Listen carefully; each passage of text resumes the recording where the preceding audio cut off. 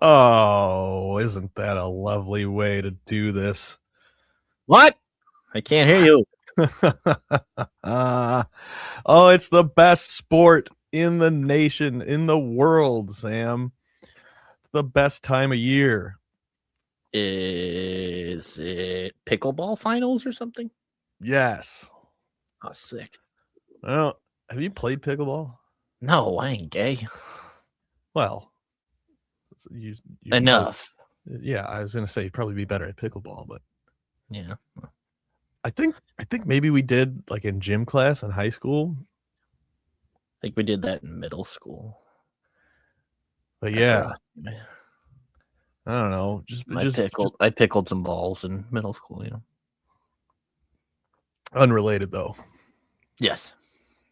Right. Well, shit, man. How you feeling? What's up? I'm tired. I don't know. The weather's weird. My sump pump needs to run 24/7 with everything that's outside right now. Even though it's frozen, it still decides to want to fill up my window well, so that's cool. Yeah, it was kind of interesting. It was well below freezing all day today, but because of the sun, there was still shit melting, and I almost got killed by a falling icicle at one point. Well, that would have been interesting. Yeah, would have really changed my day. How about you? What are you doing today? I'm pumped. I am pumped. This is our third year doing a March Madness bracket ass extravaganza. Yeah. I forgot to text you to make a clever title for it. So you didn't. Whereas last year you just made exactly verbatim what I texted you, the title of the video. Oh, yeah. Which is just always you can come to the all sports scene for maximum effort on all things, maximum coordination, maximum effort, maximum professionalism. That's what the people come to us for. Yes, they do. But yeah, man, I mean, this is my favorite sporting event on the calendar. Not that I'm a huge like gambler, although this is the only time of year where I might throw a few dollars here and there. But it's mostly I mean, everybody, there's a reason it's so popular, and filling out brackets has become such a kind of ubiquitous thing. It's fun. It's a fun thing. It's a fun event. And we're going to have some fun this evening, ladies and gentlemen, and theys and thems, and your cats and dogs, your dead relatives. We're summoning them. We're going to get their picks. Folks, this evening on this here program, I will reveal our new and improved model, our foolproof method, that if you pick along with us your bracket, I guarantee 100% accuracy. You can't lose. That is legal advice. You should bet all your life savings on the picks that we make. Before we get to picks, though, I want to know if you have, Samuel, any feelings at all as it pertains to teams that were included, teams that were not included. Any vibes, any feelings about the whole thing in general before we get specific? Syracuse was snubbed again. I was gonna wait for an opportune moment to jab you about Syracuse. And then they had to fire their coach because they got snubbed. That's why they had to. It's in the contract. If you get snubbed from the tourney, you have to fire your coach. That is how it goes, because they've been so successful in recent years. Yeah, they've been defending. They're like 17-time defending champions now, so it's crazy. Every year they win. But it's the one year that they just decided we can't have them win again. So do you want the coach for USF, Brian, what's his name? Brian he Hodgson? Said no, he's not going there. Oh, really? That already happened. He's a Syracuse, right? I think so. Like 10 minutes ago, it came out that he said no to Syracuse and that he's either choosing between Providence or staying at USF. Gosh, why wouldn't you stay in Tampa, Florida? Like, Right. No, I want to go to Providence, Rhode Island. yeah, it's not like Oh. you're like, yeah, that feels, I don't know. This is just from the layman's perspective, that feels like a lateral move for Yeah. you know what I Or mean? even Like, even a step down, maybe. well, I don't know. I mean, I feel like Providence is a familiar enough name. Like I feel like they're in which stupid conference are they in? Are Are they they the still in the Big East? I don't know. They were in the Big East a long time ago, but are they in the A10? God only knows. Yeah, or the EAC. No, not EAC, NEAC. What are they in here? They're in the Big East still. Oh, all right. With St. John's, UConn, Villanova, Seton Hall, all of them. So yeah, they're And still DePaul. there. And DePaul, Yeah. who finished better than them in the conference this year. Better than Providence? Yeah, and Wow. overall, look at that. Yeah, I mean, the DePaul's, there's some optimism around them, around their fan base. Good to see Georgetown still sucks. That is good. Did Good to see UConn choking. did I hear? So people were talking about Mac McClung today because he's about to set the all-time G League scoring record. That's impressive. Which is incredible. And if the Bulls knew what the fuck they were doing and trying to lose games, he'd be starting center. Should absolutely be playing. They're already playing Yuki, the 5'8" plucky point guard. Why wouldn't you just whatever? Anyway, did he go to Georgetown, Mac McClung? Did he? He might have. Jamie looked that up. Yeah. Hang on. I'm also producing this show. Let me look at this. Let's see. Mac McClung. Where did you go to school? He went to Georgetown and Texas Tech. Yeah. Okay. Wow. I like the This is that's a good chat we got there. Yeah. That's accurate. That's what we're doing here. It's my fucking day. You can't take it from me. Yeah. He's gonna stoop explain to me too, because I couldn't tell you who's gonna do the thing and the thing with the stuff, But Go other than team. Syracuse being snubbed, did you feel like the committee did their job? Is there anybody you feel like was left out or shouldn't have been in? Or no, I haven't watched any college basketball in maybe 3 years. Yeah, I was really afraid you were going to say that, as opposed to just like pretending like that wasn't the case, which is what I was hoping naively that you would do. Michigan lost the Big Ten title game, right? Yes. To Did Purdue. Did they still get a 1 seed? Yes. They did. That's dumb. That should not have happened. They're bad committee. Probably better than Purdue, I would say. Well, obviously not. In fact, Purdue is the 2 seed in their region. That is even dumber. Yeah, I mean, I wish they could both lose. I mean, Yeah. they can, but yeah. Will they? Probably not. Did what's their nuts? Did Miami, Ohio make it in? Yes, they did. Okay. So that's what I was hoping to lead you to in my line of. Were they like a questioning. first? Are they a first 4 team? Or are they like actually in the bracket? They are a first 4. Yes. That's mean. It is, but I don't hate it. I mean, I just wanted them in, whether it was in these play-in games or whatever. And we'll get to Pig Suey, to be sure. But that's a good System of a Down song, Pig Suey. Wake up. But yeah, Miami, Why Ohio. is the fucking pig up on that table? Get that pig off the table and put some makeup on it. Yes, Miami of Ohio is where the hell are they? They're in Florida, right? That would be really something if like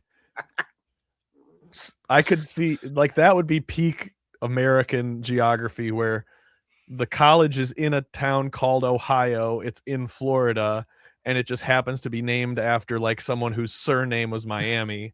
So it's Miami of Ohio, Florida. I would love that. And by the way, you know, Miami of Ohio, among other things, got, everyone was talking shit about them because they play in the MAC, Mid American Conference. The MAC has 2 teams in this thing for the first time, and I have no idea how long, but probably a long time. Who's the That's other exciting. one? Oh, the champion of the other thing then. Yeah, Akron Zips. Akron Zips. Who are coached by John Gross, which is a name familiar to followers of University of Illinois basketball.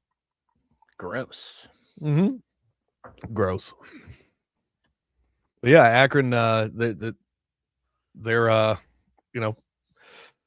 they were as good as anybody in mid majors, and a lot of people, which we'll get more into as we go on through the show, just all the discourse and all the silliness that was, leading into the selection Sunday, all the discourse about Miami of Ohio. Do they deserve to be in? Do they not deserve to be in?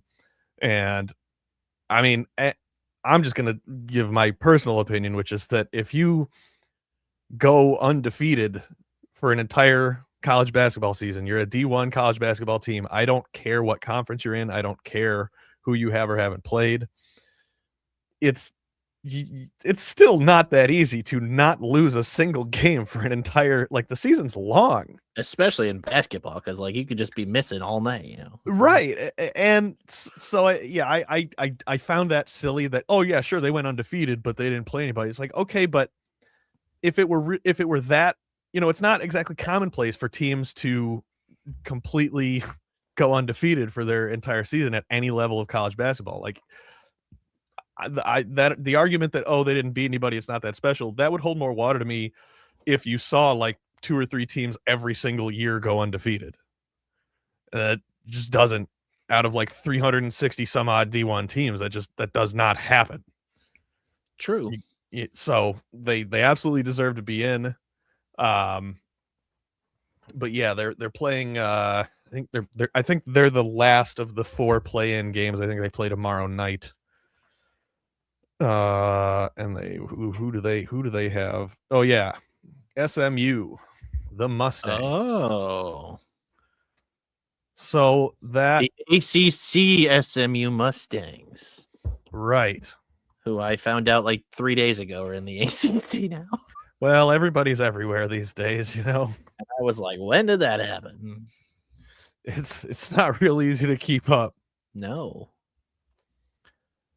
Yeah, I mean, for the sake of just shutting everyone up and all the idiocy, and I think we're going to have a detractor from my advocacy on the show in a bit here, my advocacy for Miami of Ohio, that is, but I would like to see them at least win the play-in game tomorrow night, just to, because there's so many people in the media and just out there in the ether waiting to be like, see, they didn't belong here in the first place. That was stupid. But like, those people hate fun. Like, it's true. This is the exact reason that this tournament is so enticing and entertaining to everybody, is that you get stories like Miami of Ohio. Here's this school that, first of all, has a funny name. Most casual fans probably didn't even know they existed. And they went undefeated, and they deserve to be represented. And I mean, the other thing is, plain and simple, there's 68 teams in this thing.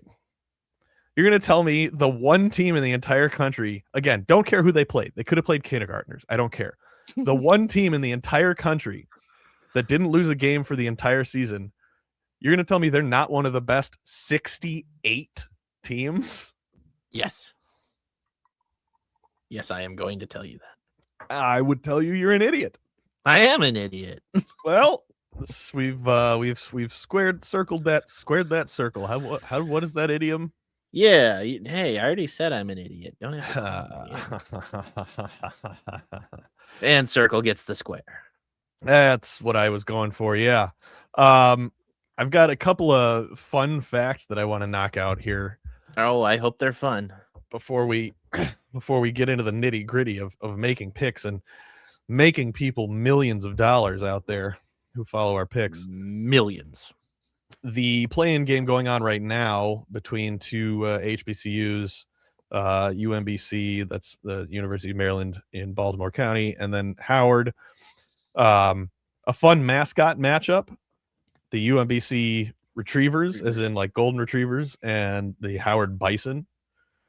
And while it's easy to go straight to, well, obviously the Bison would win in a fight, if you think more about it, you realize there's no way those two animals would be fighting. A Golden Retriever's not fighting anybody, and a Bison would probably just be like, oh cool, a dog.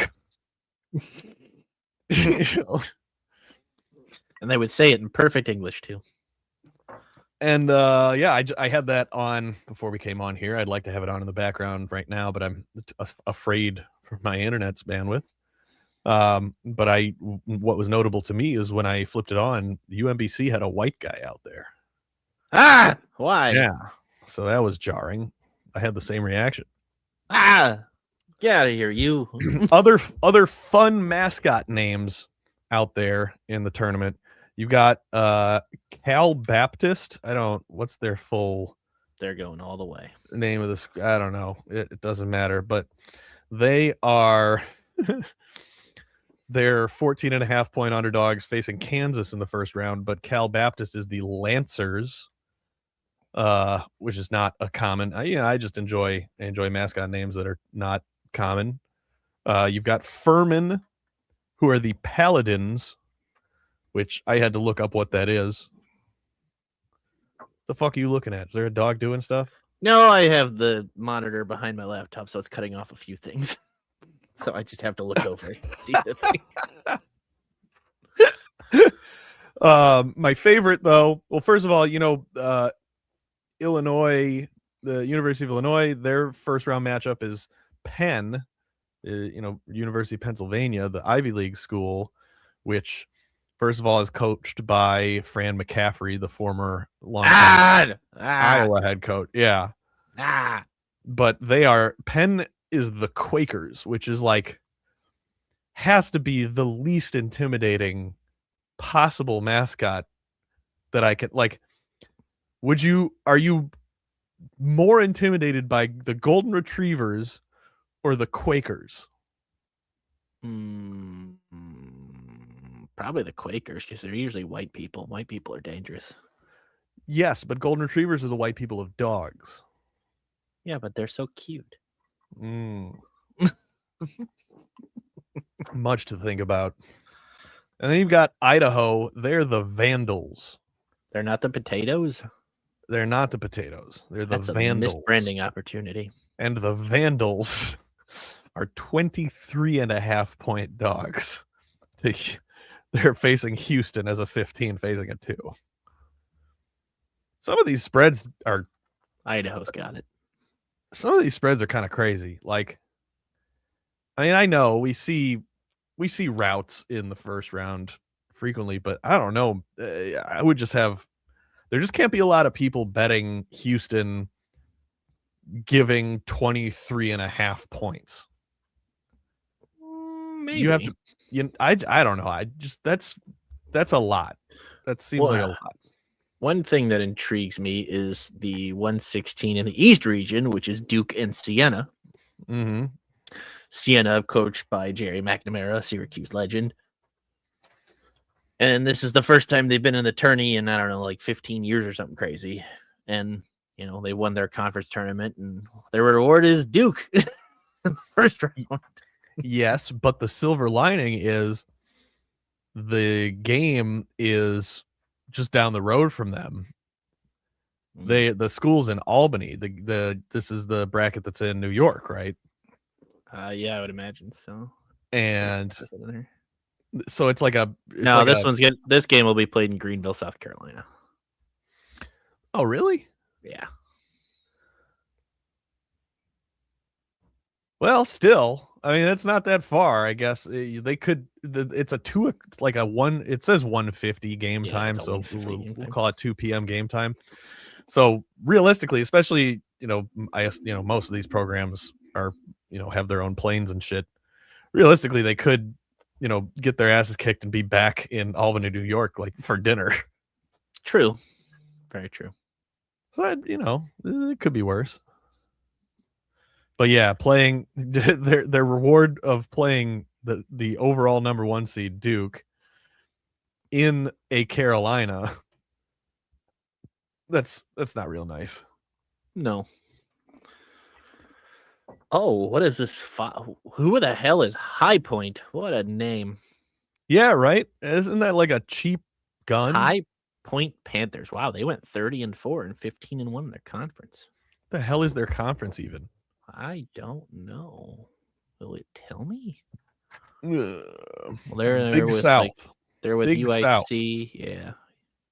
Played Winthrop like 85 times apparently. Yeah, I don't know how many teams are in the Big South. You never know how many teams are in any of these conferences anymore because they beat the Furman Paladins in November, if that makes any sense to anybody. Wait, so the Big South has 2 teams in here? Well, I don't know if Furman's in the Big South, but they beat them. Well, I don't either. Let's see. No, they're in this is confusing as hell. The Furman Paladins are in the Southern Conference. Not the Southeastern Conference, the Southern Conference. And not the Big South. So they're in like where are they? The South. Where do you reside? A fun fact for Furman is that Devin Hester Jr. is a wide receiver on their football team. So that might give us a clue where Furman is. I don't remember where Hester's from.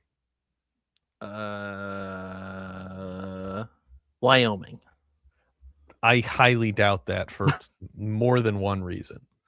Wow, you're not really giving me any grace there. No. What else do I have? Holy shit, Hawaii's in this thing? Let's go, Hawaii. Hawaii is in this thing, but I don't anticipate a lot of people picking Hawaii. Where the hell are you? Yeah, well, first of all, they're up against Arkansas, Pig Suey, like our chatter said. Yeah, but who cares about that? Arkansas is very, very good, and they're very hot right now. But also Hawaii just finished up their conference tournament, which is obviously in the contiguous 48 states, and then got selected for this tournament. So I have to imagine they just stayed. Like I have to imagine they didn't go home to Hawaii. So they've been out for a while. Another team I'm looking at to go all the way here is Queen's University Royals. Yeah, what do you like about them? They're gonna beat Purdue by a lot. That's what you like about them? What I like is in their notable results section on this bracket. It's 1, 2, 3, 4, 5, 6, 7, 8 losses and 1 win. It's their notable results. They have 1 win in their notable results. The rest are losses to Villanova, Duquesne, Virginia, Wake Forest, Arkansas. Oh, they already played Arkansas this year. Oh, so no, that's a different team. Never mind. They're playing Purdue. They lost to Auburn and Austin Peay, but they beat Lipscomb. But when you list those teams off, that's a crazy ass non-conference schedule. Yeah, and they, the only game that was close was against Duquesne. They lost by 6. But this is what you get with this is what you get with like the mid majors, the low majors schools, is they basically their non-conference schedule is kind of essentially prostitution because this is how they fund their athletic department. Who did you say? Like Wake Forest, for instance, gives their program, $3 million or whatever to come just get absolutely fucked. Yeah, they didn't. They went to all these places. So they went to Villanova, Right. to Virginia, Well, yeah, to like Wake Forest, to Arkansas, and to Auburn. Yeah, fucking Auburn's not going to Queens. Why not? Queens is It's cool. not gonna happen. But yeah, that's what like a lot of those. The metrics are something that I just really don't factor into a lot of this stuff with the mid-major schools and the lower major schools because of for that reason that like their numbers got absolutely destroyed when they went on their prostitution tour in their non-conference before their conference season. They went around and just got absolutely destroyed, just blown wide open by Auburn and Wake Forest and the like. Interesting that Queens clinched their NCAA tournament bid in their first year of eligibility after making the jump to D1 this year. Good for them. Good for them. They ranked the top 20 in the nation in effective field goal percentage. Yeah, but they are a bottom 50 defense. It's kind of crazy though that it's your first year as a D1 school and you made the tournament when like it took Northwestern 100 million years to make the tournament. Right. Nebraska still hasn't won a tournament game ever. Really? Really? That seems. Nebraska Troy is Nebraska. The Huskers are going up against the Trojans in the first round, and neither one of them has ever won a tournament game. So regardless of the outcome, someone will win their first ever tournament game.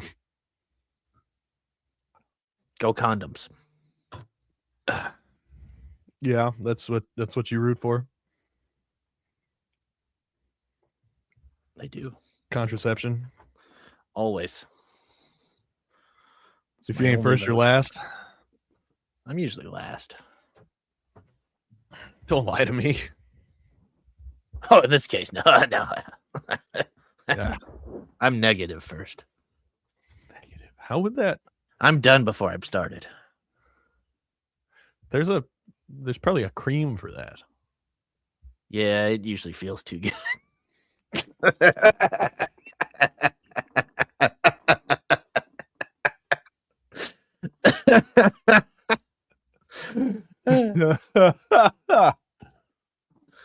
Well, we have a guest ready to come on if you want to bring that on. Oh boy, we've got a special treat. You know what? I'm so fired up, Sam. Before we bring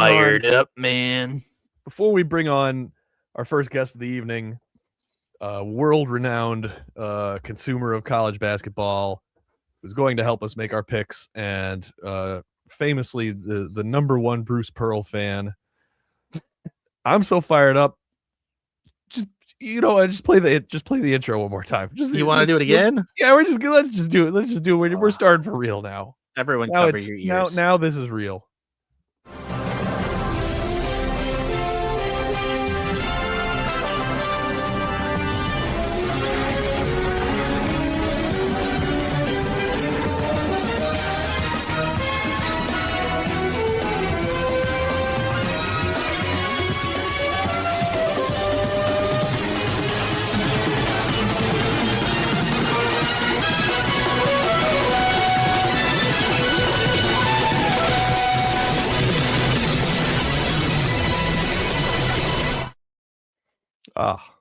Ow.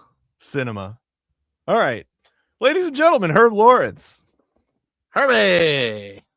Looking fantastic, sir. How are you? Hello, gentlemen. I'm doing well. I hope this internet works because I'm in my basement and sometimes it's just crap. I don't know why. Was it working well enough so far for you? Yeah. So far, so good. Was it working well enough for you to hear me introduce you as the number one Bruce Pearl fan? I did hear that, and that is true. We write every day. We meet every Wednesday to talk about him and how we enjoy his commentary and his coaching much more. To talk about him. That's we meet up and just talk about him. Well, we're certainly happy to have you here. We've actually abstained from beginning our pick making until we had your expertise on board. And as I've been teasing to our vast girthy audience, I've devised a method by which we can't lose. Sam, if you could please pull up the bracket that we'll be filling out. Yes. And here's my method, gentlemen. And this has been, this has gone through committee, the House, the Senate. It's been passed. It's been signed by the governor. My method is we're going to talk through these matchups, give each one as much attention as it, deserves or as we care to give it. Obviously, we're going to go pretty quick the first round and then, et cetera, et cetera. But we're going to apply all of our collective knowledge and reasoning. And we're going to decipher who the most logical pick is in each matchup. And then you know what we're going to do. And this is how you win. Whatever we decide is the correct pick, we're going to select the opposite. I feel that this is the best way to ensure success because no one knows what the hell they're doing or talking about. And there's no better way, I think, to be correct than to just pick exactly perfectly opposite what we think we should pick. That's my idea. So Sienna over Duke. Got it. Not quite. I think there have to be some parameters. But I like where your head's at. You said go with what? All right. 16. So we'll rifle through some of these. Herb, you know anything about Sienna? Hold on, she's a good actress, right? Was married to an actor. I thought that's where that was gonna go. As soon as it came out of my mouth. I know it's in New York. I think that's it. It is in New York. It's in Albany. I've just learned today. I mean, no, I knew that all along. I know all of this stuff. All right, yeah. Sam, give me Duke. And is anyone going to push back if I want to pick TCU? Kind of. Because the best. I usually go with the best player in the whole game, and the best player in that game is Thornton. That's perfect logic, Herb, which means we're taking TCU. This is the horned frog. This is the method. We're taking the horny frogs. This is how we win. All right. Does Ohio State still have Aaron Kraft? Is he still playing? Now, Rick Pitino's stupid fucking face up against Uni, the Uni Panthers. Who beat Kansas, what was that, 2009 or some shit in the second round? Uni is now what Virginia basketball used to be, or at least what Virginia basketball used to be characterized as. Slow and boring? The worst. Not just slow and boring, but like painful, like nails on a chalkboard, like almost literally taking the air out of the basketball. We win games by holding the ball and keeping you from getting the ball. We don't care about scoring points. We don't really care about basketball ultimately. We just win by attrition. We have a 3-on-0 fast break and we slow the ball down. And that's what Virginia used to do. And we dribble it out. And University of Northern Iowa and fundamental. Right. Like the grainy black and white. No dunks. Yeah. Oh, this is starting to add up, actually. Like the team that we put up 100 against, yeah. UNI is out of 365 Division I teams, they rank 363rd in possessions per game. And they're in the tournament.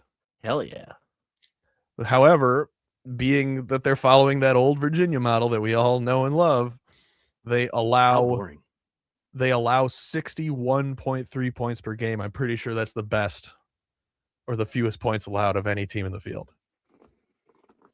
Yeah. So, that being said, we all obviously, especially with the heater that St. John's has been on, they just won the Big East tournament. St. John's is the obvious winner there. So we picked Northern Iowa based on you. You're getting it. You're getting it. Yes, this is what legends. This is the stuff of legends. Right now, I am going to have a really hard time. You know what? I'm not even going to have that hard a time picking Cal Baptist against Kansas because am I wrong, Herb, or does Kansas just lay an egg in this tournament like damn near every year? All Usually the time. first or second round, yeah. Yeah, and this year with the turmoil they've had with their top player just not playing, Darren Peterson not playing at all. Sometimes it's just, and Bill Self is 1 foot out the door. Yeah, this is a time for them to get beat by Cal Baptist. So Cal Baptist is the logical pick, Sam. You know what that means. We're going with Kansas. There you go. This, folks, I promise you make these picks with us, you can't lose. Full eyes, big dicks, can't lose. That's like Parker Lewis. That's what they say. I feel like everyone that I've seen so far is picking USF here over Louisville. I know USF is like the hot thing on the block. They got the hot coach that's gonna, get a lot of offers around the country. I honestly, I don't think I watched a second of Louisville basketball all year. Did either of you? And by either of you, I mean Herb, because I already know Sam hasn't. I have not. No, they play at the Yum Center. That's the only thing I know about them. That's more than I knew. That being said, it's because Gus Johnson one time just said Louisville, or it was like Duke came to the Yum Center and they're eating good. Louisville, or as the locals there pronounce it, that they'll correct you if you go over there and you call it Louisville. They'll look at you like, you stupid northerner. You should know we all call it. So anyway, I would say it's a coin flip, and I just heard or read something earlier today that over the last decade, these 6-11 matchups, that the 11 seed is actually won 52% of the time. So if everyone's picking South Florida, and that seems to be where common wisdom leads, Sam, we go to Louisville. That's right. You're goddamn right. We're doing it. Do it for Papa John. This one I can't. Yeah. This one I can't in good conscience take North Dakota State. I can't do Michigan State doesn't lose. Because Tom no Izzo love for the Bison? Well, they're one of two Bison. Howard is also, although I don't know what the score is of that game presently, but hopefully we'll have some representation. But Howard says just Bison. These some bitches you gotta say Bison. They're like really? The Ohio State. Oh man, if you say Bison wrong to a North Dakota State alum or a person, they're like, it's Bison. It's Baizen, Bison. Yeah. Calm down. Go back to your yurt. Yeah. Stu, we have another guest waiting in the wings if we want to bring them on. Fuck it. Yeah, whatever. It's a party. All right, it's a party. Welcome to the party. Hey, it's my buddy John. What's up, Andy? John has more knowledge of the field than probably all of us combined. John, if you disagree with that, don't say it out loud. Okay, I will not. I really have no opinion on that. Well, what's up, buddy? Give me real quick any just off the cuff feelings that you had about the selections. Do you care? Who have you watched? Who do you like? Are you mad about anything? I will be overpicking Illinois as I do every year, but they play no defense. They can't close, and they peaked somewhere around January. So I would say that I would fade them for sure. I think Duke's the best team, but I think they have a really hard bracket. I think St. John's has played super well down the stretch. They beat Connecticut twice, who's in the bracket with them. UCLA's been that might be a team too. I just caught at the right time because I feel like I watched them 3 times, and every time they were beating a top 15 team. But that's a pretty tough 7 seed. Tom Izzo's not going to go out in the first weekend, so they got Michigan State there. I heard you guys talking about Louisville. I would pick USF because I Louisville just doesn't play any defense. They have some kid on their team. I'm forgetting who I've seen in mock drafts before, but I think if Duke reaches the final, this is like the my take would be if Duke reaches the Final Four, I think they're going to win the whole thing. But it really wouldn't shock me if like 4 teams in their region beat them. Yeah. So John, what you may have missed here is that what my research committee has discovered or unlocked is the method by which we will dominate every bracket pool in making our picks, which is that we take all of that great logic that you just laid out for us and sound reasoning, and we go ahead and pick exactly the opposite, and that's how we're going to see success. I've ran a tournament pool or whatever for years, and I watched a ton of college basketball in February and January. This year's no different, and I always place like 8th, 9th. It's always just like, hear me out, and I fall in love with the stupid team. So, yeah, I would go against whatever, like, I would go against whatever like the common wisdom is, because Correct. it's And gonna, so yeah. since we're all in agreement that South Florida is the likely winner in this matchup, we're picking Louisville. And I could see that being a game too, where like you tune in 5-10 minutes into it, like, oh, Louisville plays in the ACC and this other team doesn't. Louisville's up by 12. Why did I think USF was going to win this game? Just because you feel real confident with the 11 next to them. But because I heard what you said about the 11s beating the 6s, that sounded spot on. That sounded like, yeah, like 50% of the time that, or whatever, anything from 5 down feels like it's a coin flip in the first round. It really does. Yeah. But I agree with you that Duke, despite being called the number 1 overall seed, sure seems like they have the hardest road. I mean, is anybody going to push back on that?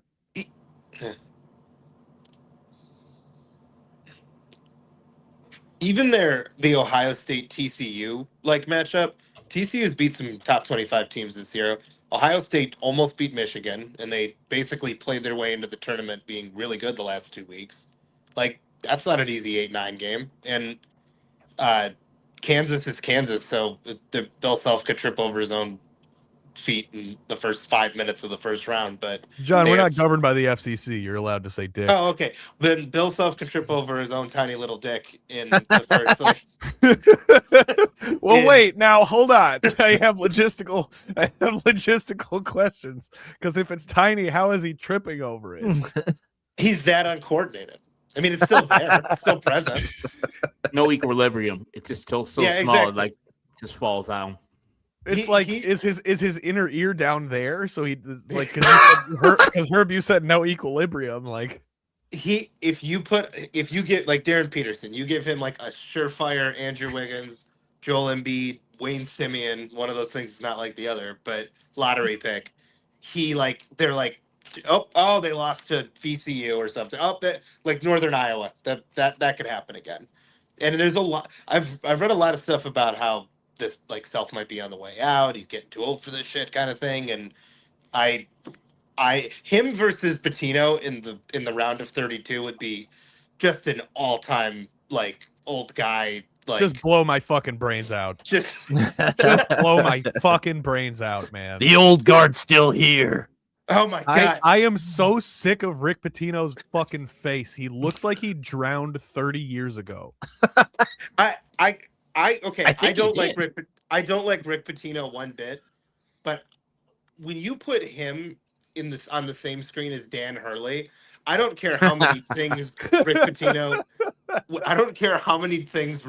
has swept under the rug, how many things he's been rightfully like sanctioned for or investigated for. Like, Dan Hurley head bumped a ref against Marquette because they were losing.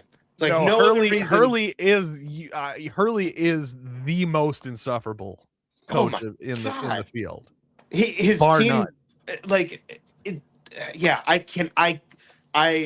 that must be. I didn't like Coach K when he was coaching, but that must be the level of hate that like UNC fans had for like Coach K, because I can never root for anything he's involved with. Like, I have Well, nothing against Connecticut before or after. And Coach K was an all-time bag too. And I guess what I would actually, if you're comparing the two, I would actually give props to Hurley, because Hurley doesn't put on this act that he's holier than thou, that he's a saint, that he's the representative of all that is fair and good and just in the world. Hurley is a piece of shit all the time. Coach K was just a piece of shit off camera. Yeah, that's fair. Yeah. But my dad made a great point about Hurley, where you know, because you get these coaches that are just miserable assholes, and I think for some reason, to me, and you couldn't, if you think that there's another sport that it's more prevalent, you can let me know. But I think basketball coaches specifically just seem like the most psychopathic, and there's so, you know, like there's so many Tom Thibodeaus out there who have like never been married, never, like, this is the only thing you care about in the world. And it just makes some of these guys just real dick bags. You have a thought on that, Herb? I mean, think about it. You're chasing around 18 to 25-year-olds now, trying to chase some tail, trying to get out of some trouble, trying to sell some dope like the dude in Alabama. Oh, we're going to get to that when we get there. Don't you worry. And you're trying to like keep them on a narrow and straight path to like, hey, I got to pay your ass now? Man, I do not like Danny Hurley or his brother, but those people are crazy in the right way, like absolute dickbags, but crazy about basketball. He goes home, thinks about basketball while he's having sex. He's thinking about basketball. He's taking a shit. He's thinking about basketball. What can I do to win this basketball game?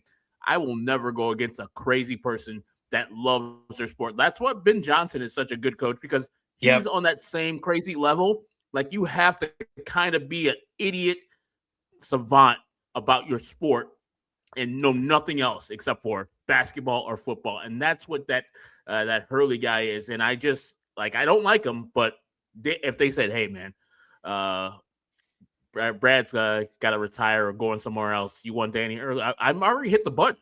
I hit the button already. I don't care. I don't need to be his friend. Let that psycho be my coach for the next 5 years. All right. That's a crazy take. And I mean, just the last part, the rest of what you said, I is a fair point, that the psychopaths are usually the ones that are successful. Look at Michael Jordan, not a good guy. Yep.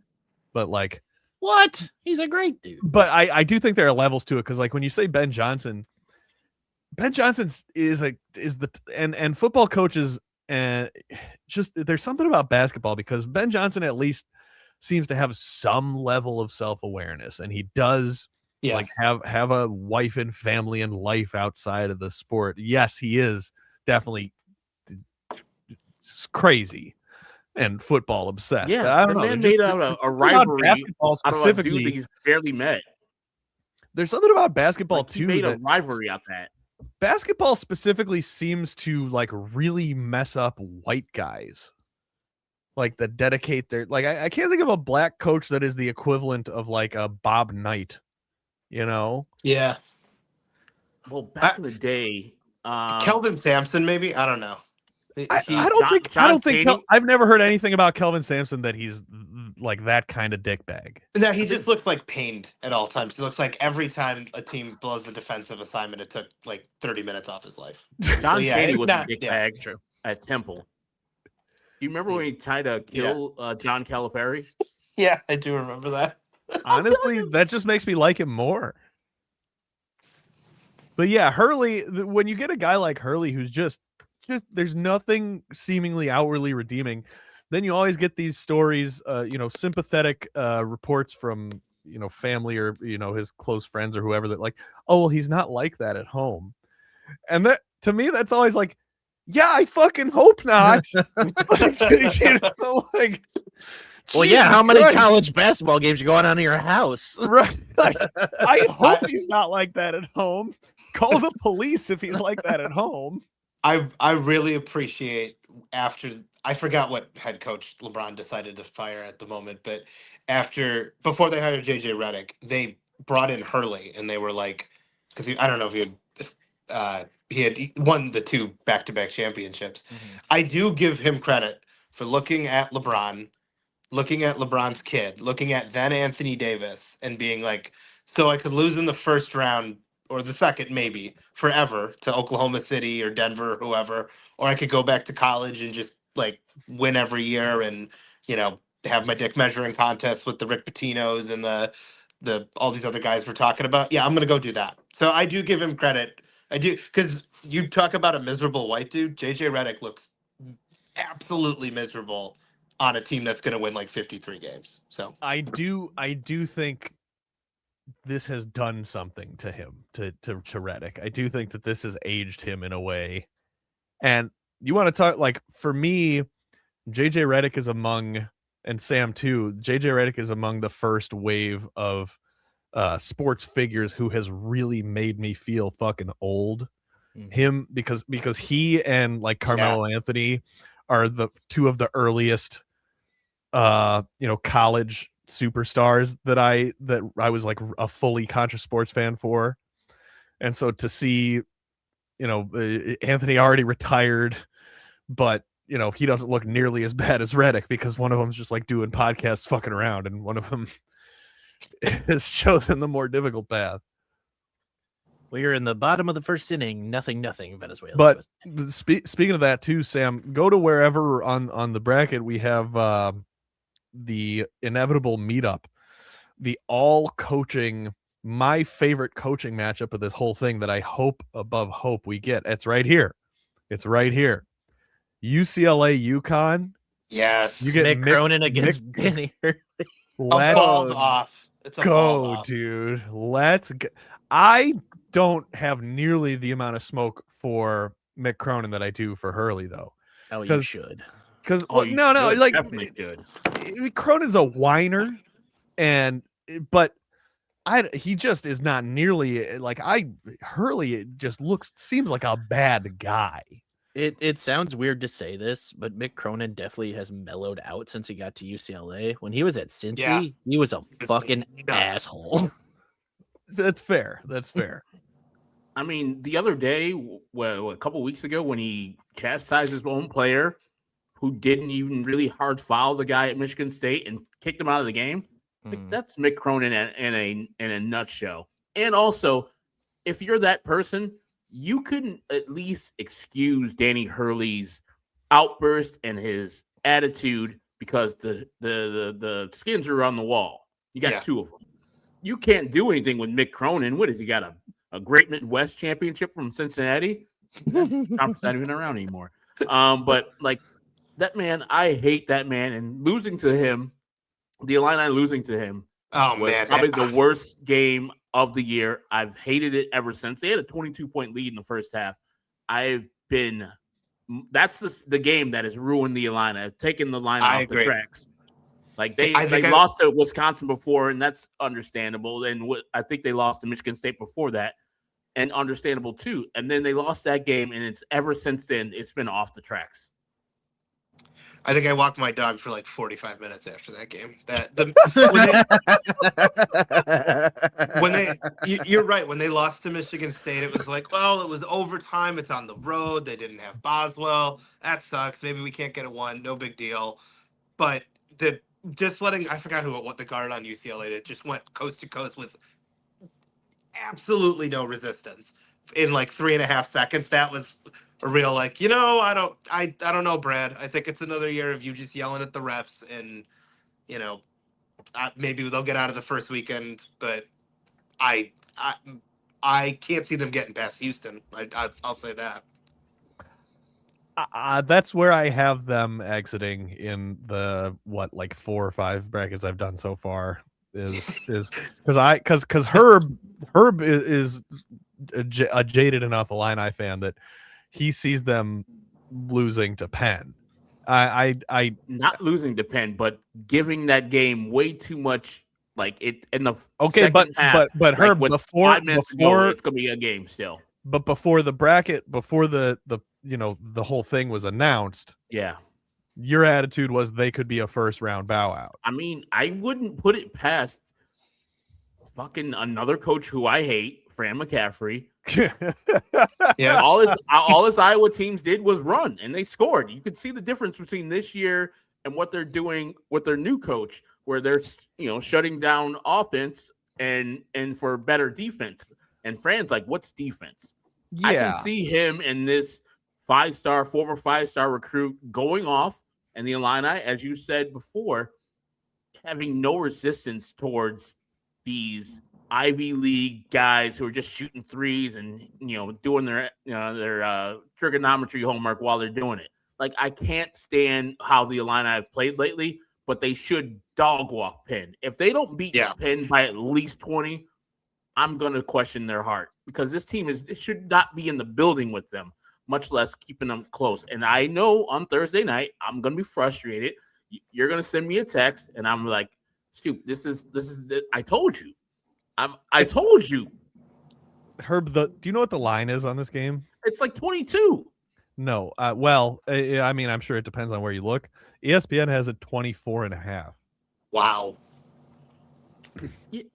So no one on this panel would lay the points. No. Maybe after a few drinks, I'd get it. Herb, did you feel, as the brackets were being unveiled, the existential dread of like knowing which teams have to come in that little, come into that little region there, and knowing North Carolina was still in there? Because that is the first thing I thought of when I was like, all right, they're either the 2 or the 3, and North Carolina isn't going to be a 10. So, yeah, 2005 flashbacks, big time. I'm more scared of VCU than North Carolina, because they have the guards that can beat the Illini. That's the type of team that can beat the Illini. Fast guards, guy with a high scoring potential on VCU. That team would win. I'm not scared of UNC because of Caleb Wilson being out. If they had him, firstly, they wouldn't be a 6 seed. Secondly, they would dog walk the Illini in South Carolina. But if Sean May has any eligibility left, Jesus, we're cooked. James Augustine just got another foul. Here comes 41-year-old Sean May. I'll never let it go. If they win a title at some point, maybe I will. Or if any Illinois team wins the title. Well, John, clearly you and I haven't talked in long enough, because I'm feeling a little, I don't know, I'm feeling a little change in the wind here. I feel like last time you and I talked, I had you fairly converted over to the over to purple.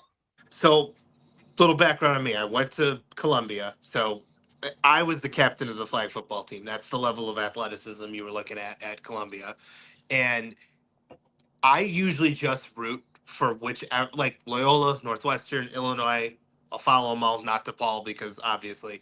And I will root for whichever team is better. And if I'm dead serious, if it was because if it's like a 50-50 tie, I'd probably root for Northwestern in football and Illinois in basketball. But it was like when Loyola played Illinois back in 2021. I was like, either way, there's a team in the Sweet 16. So, yeah. But I grew up loving Illini basketball, and that is still stuck with me. But back in 2017, when the Illini were ass and Northwestern, that was as fun a college basketball season as I can remember. So, me too. I didn't produce the meme now, the Northwestern crying kid. That's the only thing I love.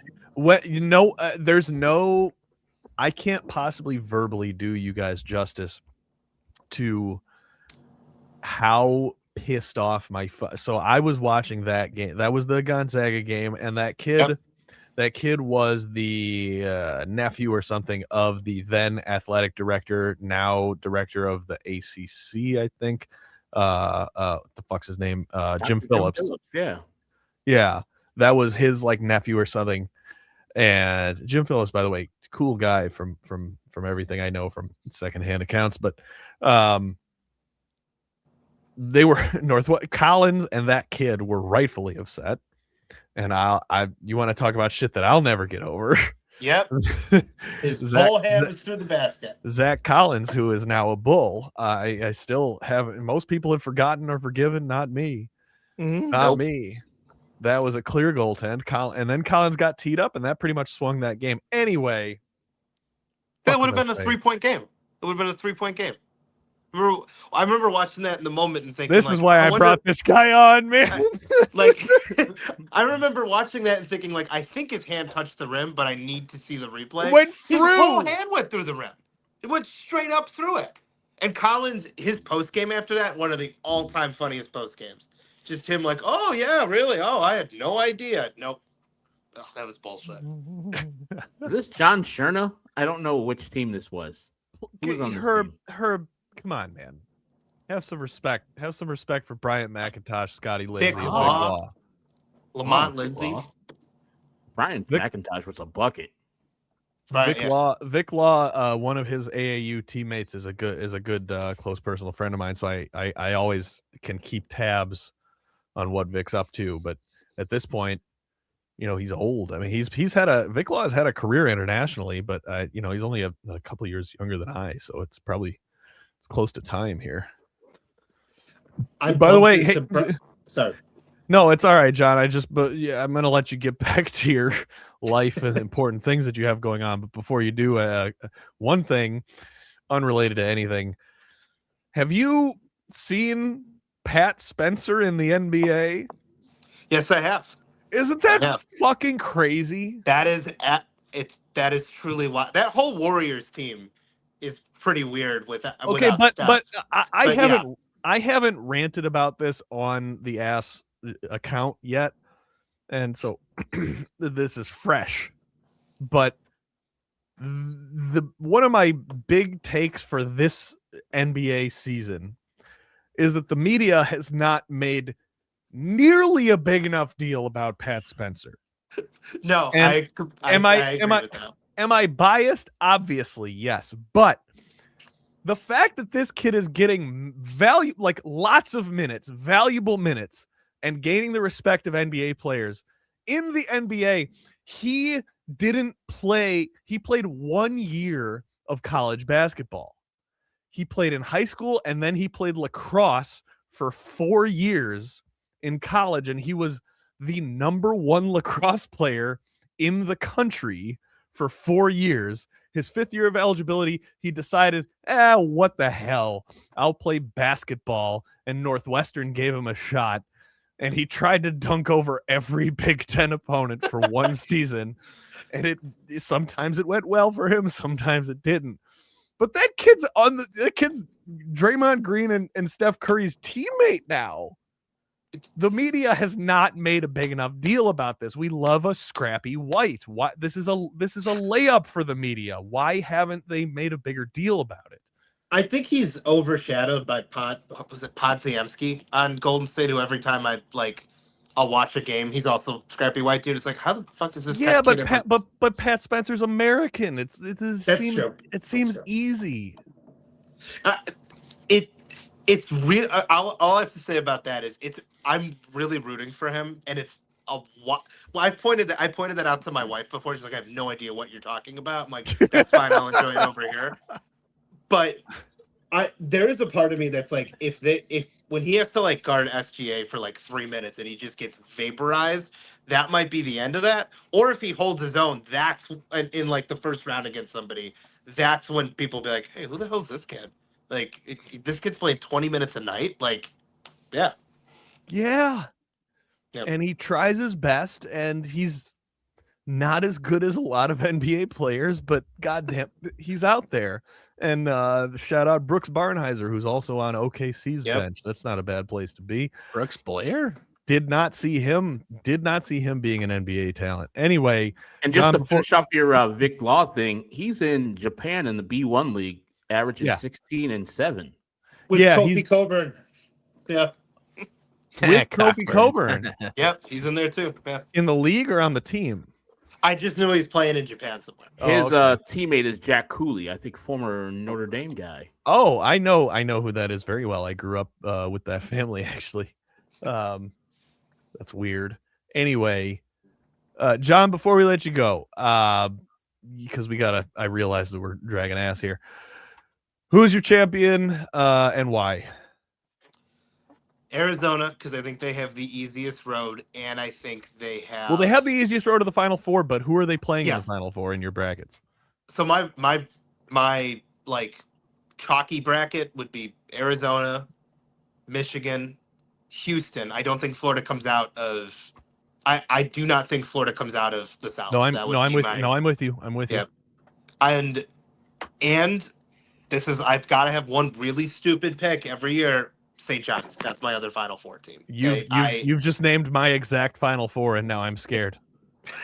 And okay, then my order after that is Houston beating St. John's, Arizona beating Michigan. Maybe it's just the sour taste of them laying an egg against Purdue, but then Arizona over Houston. But we have 40 hours to go. That might change at some point. But my Final Four is probably just okay. So right now, you and I have all of those exactly the same. So. Because I don't think Arizona has any holes. St. John's is on an absolute heater, even though I hate Rick Pitino's fucking face. Yep. And Duke doesn't have Caleb Williams, you know. Yeah. But definitely don't have Caleb Williams. But Duke, by the way, I think it's fun that both Duke and North Carolina, they're both missing Caleb Williams. All right, but thanks for your time, dude, and I'll certainly talk to you soon. All right. Thanks, guys. Thank you for having me on. That was a lot of fun. Thanks. All right, for sure, man. Thanks, man. All right, Sam. In the meantime, have you made any picks for us based on? I went the chalky picks. The twos and the based on my precise algorithm. All right, that's fine. But Clemson, Iowa, that seems like an interesting one. I kind of spoiled it with John there, but yeah, my Final Four in most of the brackets I've done so far has been some variation of Houston, because just Houston mostly because I like them. I like their culture. I like their team. I want Houston to do well. And they've been on the precipice for a few years now. So my Final Four, for the most part, has been Houston. Who's in Arizona, obviously, very popular pick. And then a lot of people will have Michigan. I have Iowa State because they're just the kind of team. They've also been knocking on the door for some years, and I don't know. I've said this in previous years of this show that I tend to fade, unfortunately, despite my bias towards the Big Ten. I tend to fade Big Ten teams in this tournament because the Big Ten basketball is officiated as football, and the rest of the field is not. So the Big Ten, powerhouses, your Purdue's, your Michigans. Michigan State's a bit of an outlier, but a lot of the Big Ten powerhouses rely on physicality that just you don't get away with when it comes time to play in these neutral sites with crews of officials that aren't prepared for Big Ten physicality, right? So you're going with Clemson? Oh, I would go with Clemson anyway. Herb, Clemson, Iowa, you have an opinion? I would go to Clemson either also because it's not like I don't hate Iowa, but I don't like them. Yeah, but I don't scrappy white card though this year. I don't think Iowa has the juice. They don't have the shooters that they've had in the past. And Sam, if we're all in agreement on Clemson, that means you have to pick Iowa. That's our model. That's our system here. There he is, Bennett Sturts. Bennett Sturts and a bunch of guys. Bennett Sturts, who plays like 38 minutes a game. Vanderbilt, McNeese. I don't know a goddamn thing about McNeese. I've seen a little bit of Vanderbilt. In most of my brackets, I have Vanderbilt here. And then Vanderbilt, Nebraska is like the Spider-Man meme. I've come to understand like they're two teams that play very similarly. So Sam, unless you have a dissenting opinion. I think we're all in agreement on Vanderbilt, which means you take McNeese. This is our system. This is how we win. Nebraska, Troy. I've seen quite a few, like a surprising number of people taking Troy in this. You have any insight, Herb? I mean, Nebraska's never won an NCAA basketball tournament game, so I think Yeah. So what? And I've seen Nebraska play, and I'm like, ugh, no, I'm good. They got to depend on Fred Hoiberg's son. No, playing defense, and the former Iowa guy, Sanford. No, I'm good. I think that Troy's going to win. I was shocked to see Sanford out there when I went to the United Center for the Big Ten tournament the other day. I guess I hadn't, like, I knew the kind of season Nebraska was having, but I didn't know he was one of them. That, boy, Iowa fans have to be real mad that he transferred across the border. He's like, they've had, like, when they changed coaches, they had a lot of people leave. And I don't think anybody thought that Price Sanford would be the hardest one, and the one that is actually going to be. I think he was first team All Big Ten. And so you think he has NBA potential? No. Okay, me neither. I mean, his brother is right now in the G League. Oh, really? I think his brother was much better than he was. Huh. Oh, this is the second one. I didn't even realize that. This is Price. I forgot the other one's name, but he was there forever. So this is basically, we're saying this is a flip a coin here, Sam. I don't care. There we go. Nebraska's going to win their first game of all time. I that's what I have in most of my picks, but Troy also hasn't won, as Sam and I discussed earlier. Troy also hasn't won a tournament game ever. So regardless of the outcome of this game, someone will win their first tournament game ever. I mean, it's just one guy too. So that's okay. So I have picked VCU in all my brackets here because North Carolina doesn't have Caleb Williams at quarterback, and that'll be tough. So that being said, do they have Drake May? What do you think, Herb? I've picked VCU in this one also. So we all think VCU. So you got to go North Carolina there. Now, wait, before we go down, it's too tempting to look at the round of 32 here and see the rematch of the 2006 national championship. Right? Yeah. Technically, we all believe in Illinois, right? Well, hang on. So Herb, if this is the matchup and they don't have Caleb Williams at quarterback, North Carolina. Yep. Seriously, how do you feel about this? Great. I would rather them play versus North Carolina than VCU.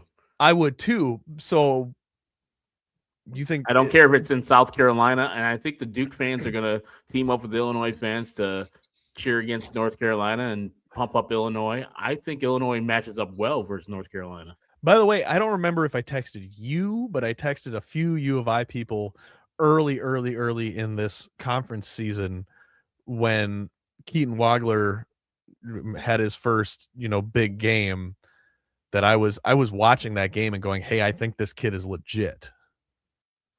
So I want credit for that from the basketball gods. The Purdue game, right? You're welcome. Was it that? Yeah, I don't even remember, but I just know I was like, hey, this kid looks like he can hoop.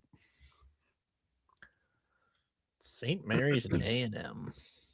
But the thing is, Herb, here's what I think is Illinois' problem, right? I think that, well, first of all, let's set aside issues that you and I have discussed in terms of Brad Underwood's ability or lack thereof to actually be a strategic coach in game. Mm-hmm. I think there are shortcomings there, to be sure. Clearly he's a decent recruiter and all that stuff, and I don't know how good he really is at X's and O's in the game. But my take on Illinois is the offense exploded when Boswell and Stojakovic went down, right? Mm-hmm. Or is it Stoyak? I don't. There's so it many was Europeans. Boswell initially, then Stojakovic. Yeah, he went down too. Yeah, and then what you had is a wide open floor of shooters. Yeah, But now you've got Boswell and Stojakovic back, which makes your defense actually viable as opposed to non-existent. But does it detract then from the scoring capability of the team? I don't believe so. I think the main problem, in my opinion, about the Illini is when they had that 5-out offense, they had Tommy Izovich hitting 3-pointers and his brother Big Z, Zonomir Ivicic, hitting threes at a consistent pace. These guys nowadays are broke as hell. So, yeah, you got Jake Davis, who's the starting guy instead of Stojakovic, hitting threes at a good clip. Same thing with Keaton Wagler and David Markovich. But the two bigs are not hitting threes anymore. And so what's happening is people are sagging off the Ivicic twins, and they're saying, okay, cool, we'll just clog the lanes so there's no driving lanes for either Stojakovic, Keaton Wagler, or Boswell. So but they can back out to Ivicic, and they're going to brick it, and we're going to rebound it, and we're going to go the other way. They can help off of Boswell too, right? Because he's not as much of a shooting threat as the other guys. Oh, he'll pull up 25 seconds in the shot clock with a line drive 3 that bricks, and then the other team just goes down. Early shot clock threes, you get one of those per game from Kylan Boswell. If he makes it, that's probably like a 20% chance. Oh my God, there's another one coming in the next 5 minutes. So I like it to get over with like in the first 5 minutes of the game so he can brick it. And then Brad can yell at him, and he's gun shy the rest of the game, which is fine with me. That means they'll go right to the rim, where his game actually flourishes because he's a big-bodied dude, even though he's only like 6'2". I've got more questions for you specifically about the Illini, but I'll wait until we eliminate them from our bracket. St. Mary's A&M, to me, again, this is kind of a fucking coin flip. Either one is just getting absolutely run by Houston in the next round. So, Sam, pick whichever one you puts up 87 points a game, but lost 79 a game. Like Jesus. Yeah. I will say that this field is fun because there are some defined styles in this field in terms of teams that don't play defense and teams that don't score. I think this game's gonna come down to a crazy, last minute thing. So I think A&M pulls that one off. Yeah, I don't think there's a wrong answer there, honestly. And I don't know how our model even affects that pick because right. I've been hearing Kentucky's been sluggish lately. Is that true? Here's the thing, Sam. Kentucky does have detractors out there. More importantly to me, this is essentially a home game for Santa Clara. I think this is on the West Coast. Nope. Well, nope. This game is in St. Louis, Missouri. Don't listen to me. I'm drunk. This is also kind of a coin flip because obviously most people are going to take Kentucky and Kentucky will probably win. Well, these teams are pretty evenly matched. That's the thing. That's what I've been hearing since Sunday is that this is pretty evenly matched between these teams. So I don't care. I don't care who you pick. I pick Santa Clara. Great. Fine. They're going to lose to Iowa State anyway. Virginia? Virginia is maybe the deepest team in the country. Virginia did just win the ACC, right? Am I hallucinating that, or did that happen? Duke won it. Well, all right. So Duke. I'm pretty sure they played Virginia in the final, though. Duke doesn't exist, so Virginia won the ACC, but Virginia does have like 9 guys that they can throw out there. Virginia's winning that. I don't even want to. Right state it is. Please, Sam. Please help me. Please throw me a bone. Especially because we're gonna have to have a conversation about this other 6'11". Yes. Miami, Ohio. Perfect. I'm basically split on the brackets I've filled out so far.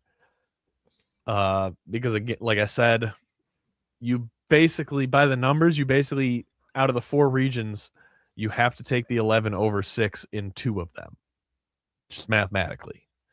And so this has been one that I have taken in about half of them. I don't know anything about Tennessee. I'm just going to be honest. I haven't paid attention to Tennessee since Admiral Schofield left. I was going to say, didn't his son take over the team? Who's the son? new coach there? Bruce Pearl? Oh, no, that's Auburn. I'm sorry. No, that's Auburn. Yeah, a while ago, he was a Tennessee coach. You should ask Herb about that. He knows everything about Bruce Pearl. Yeah, He he's loves a Bruce terrible guy. Quit the day before the season started, so his son had to be the coach. That's what it was.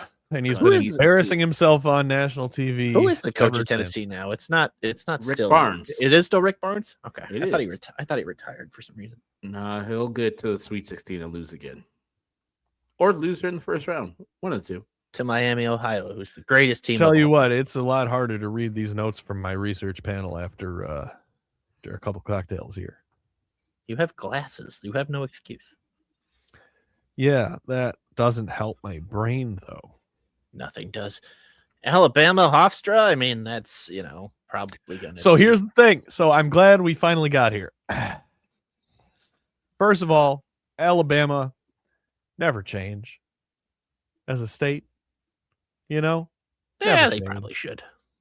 Oh, they definitely should. They should.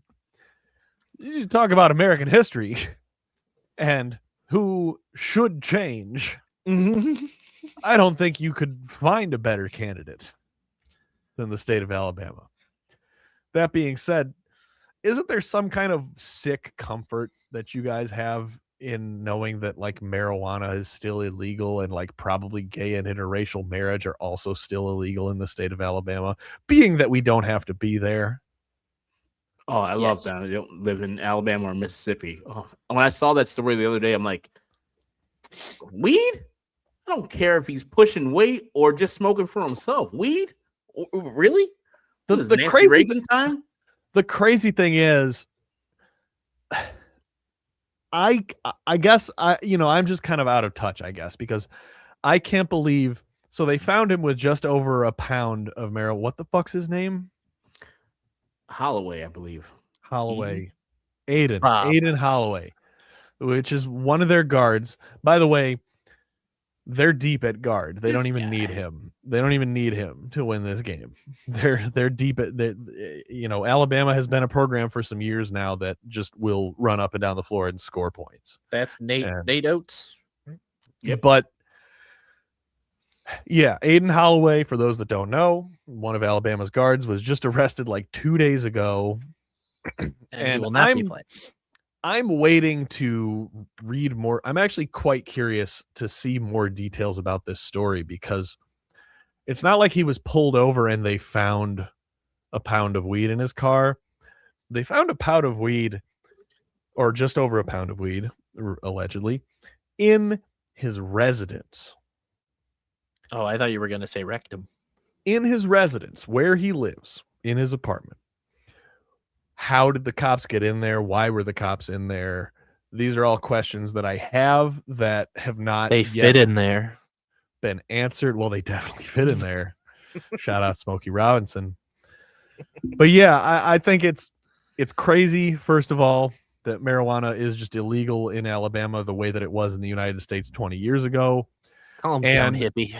And it's crazy to me that all of the talking heads in the media have just gone along with, oh, he had over a pound. He must have been selling it. For sure. Man, what if he just wants to have a good time? I guess if you've never had a pound of weed, that sounds like a lot, but it's like, what if he had a party? That's not that much. What if he lit it all in one big chunk? Do you know my conspiracy theory? And I know people have been pushing this one too. You know where he went to school a couple years ago, right? Where's that? Oh, he transferred over from Auburn, right? Mm-hmm. And so Tuscaloosa police had it out for him. Is that what you're saying? No. That dick. We always comes back to Bruce Pearl. Drop dime on him.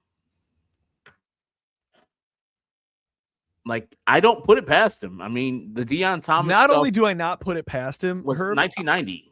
I hadn't connected those dots, but I 100% believe that now. I mean, Bruce Pearl is such a fucking cop and such a piece of shit. I thought he was a basketball coach. That's absolutely what happened. Yeah, he knew he was pushing weight. And he's like, "Oh, my Auburn team's not making it. I can't do anything But again, to Miami, Ohio." I don't even want to intimate. I don't even want to intimate that Holloway was pushing weight so much as just that Pearl knew he had an affinity for cannabis. Yeah. Who doesn't? And he said, "Hey, Tuscaloosa cops, Go here. you're on the APAC payroll just like I am. I'm Bruce Pearl. Why don't you go knock on this kid's door, scare the shit out of him, maybe search his apartment, see what's in there." Yeah, I hate this. There was just a bunch of jars of toenail clippings. It was weird. That being said, yeah, Sam picked Hofstra. I don't care. Texas Tech, Akron. The Zips are on a heater. How do you feel, Herb, about John Gross having success over there? Is Love LeBron James playing for them? He's a kid from Akron. He's found his level. I know he'll probably get some more This is going to be a high scoring game. Power 4 schools this next round, but I think he should stay right there in the MAC. That's his perfect level. In that school, he's taken to the final or to the tournament 4 of the last 5 years. Stay right there, John Gross. Become a legend at Akron instead of trying to chase another Big 4 job. I wholeheartedly agree with you, and it's not even just John Gross specific. I wish more guys in that role took that view of it. You know, I understand the almighty dollar is going to rule the day, but man, you can be a god in the MAC. You can be the all-time guy at Akron. Isn't that cooler? People love action than going and taking a job at fucking, Fresno or whatever and flaming out in a couple of years. I agree with you. I also am just proud that the MAC has 2 schools in there in this tournament. I think that's nice. I mean, we'll see what Miami, Ohio does tomorrow night. But by the way, Herb, we haven't argued about Miami, Ohio yet. Wait, no, save it. Hold on. We're going to get there. Sam, we got to fire through the rest of this region so I can argue with Herb about Miami, Ohio. All right. Kareem Abdul-Jabbar against Georgia. I mean, we all love Kareem Abdul-Jabbar, Larry Nerd. Fuck, I can't remember all the other nicknames that he had. Why hasn't the media talked about him the way they did last year when he was on Indiana State? He's a Shy Sox athlete. Maybe that's why. What? He's one of their NIL people. He's a Shy Sox athlete. Really? Mm-hmm. Yeah, he's from like the suburbs. Amazing. Well, so I've picked St. Louis in every single bracket I've done. Yeah, I picked St. Louis over. Sam, do with that what you will. Great. All right. Miami, Missouri. I mean, on behalf of our dear friends and colleagues, Willie and Tina, I've picked Mizzou. I've picked Mizzou in most of the brackets I've done. Oh, we have from the games in St. Louis. This guy here. Oh, Jesus what up? Christ. There he is. Holy hell. How's it going, everybody? All right, Sam, top left of the bracket, if you would. All right, hang on. So we got BYU. One second, Kevin. We're handling business. Yeah, I'm a big BYU fan. Shut up, Kevin. Is anyone taking the Mormons here? What do we think? No. Who are they playing? I took they're taking the Mormons are playing the 11, whether that's Texas or North Carolina State. A lot of people are taking Texas in that game. Yeah, which is weird because I also heard that people were like Texas shouldn't be in the tournament. Kevin, so why are you not talking to you until we get to Michigan State? Oh, whatever. Now you can't silence me, liberal. Now, Pig Suey, we have no one who has taken Hawaii in this game. anyone, that means we probably should We take are. Hawaii, Sam. Yeah, that's right. I was always taking Hawaii. It was, I mean, it's a Now, vacation. High Point is a very affordable firearm, and oh Jesus Christ, Kevin, take me off Bluetooth. Oh, I'm sorry. killing myself. Sorry. It's automatic. Yeah, anyone take? This is going to be like a race to 90 points, isn't it? Wisconsin High And Point. since this is the high point, they're going to make it to 90. Fine.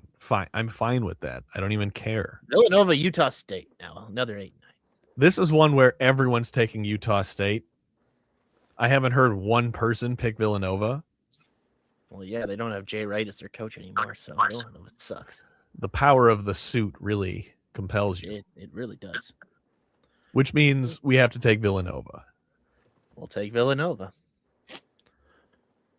All right, we're on to the second round. God damn it. All right, go down. Here we go. All right, Kevin, tell us why Michigan State should be in the Final Four. They really shouldn't. They should not be in the fight. Look, I have seen Tom Izzo do more with less. He has done unbelievable things with less talent on a roster. The talent is not the issue. The issue is consistency. The issue is I have no idea like what this team is good at and bad at. Jeremy Fears is one of the best guards in the country. Like he is genuinely probably one of the smartest guards I've ever seen play basketball. Like I honestly, Cassius Winston's the only guard I've ever seen, at least for MSU, like play smarter. So like if he's playing really well, yeah, like we definitely could make a run. I think the key is Jackson Kohler and shooting. Jackson Kohler is a really great two-way player. And if he's shooting really well and playing really well offensively, we could probably beat anybody. I like where we are in our bracket because I think UConn's a weak 2 and Louisville's very beatable. But then I think we run into trouble with either like Duke or St. John's and like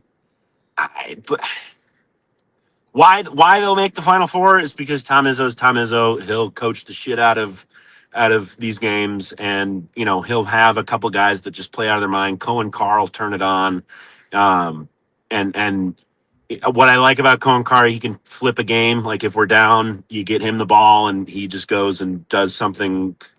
He does the most athletic thing you've ever seen in your life, and then you know the game shifts. So I don't know. I haven't believed in this team for a few months. I'm looking for them to give me something to believe in. They never do that in the first weekend, yet they still usually make it out. So I think Elite Eight, I would be very pleased with an Elite Eight appearance from this team.